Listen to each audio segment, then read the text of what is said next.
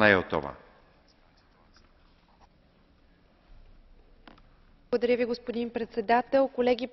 Thank you, President. Dear colleagues, I call for putting an end to discrimination against Bulgarians and Romanians, especially after what Mr. Cameron said, that the free movement of people in Europe needs to be a bit less free.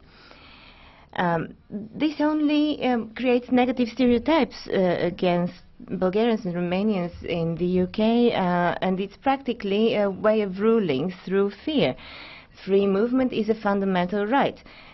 Great Britain cannot breach the EU treaties and at the same time use all the benefits of the single market. It is quite clear, and studies have shown that free movement of people is actually positive for the single market, and migrants are generally economically active. And generally Bulgarians and Romanians in the UK are intelligent young people who pay their taxes and contribute to society. Thank you. Next speaker is Mrs. Matias.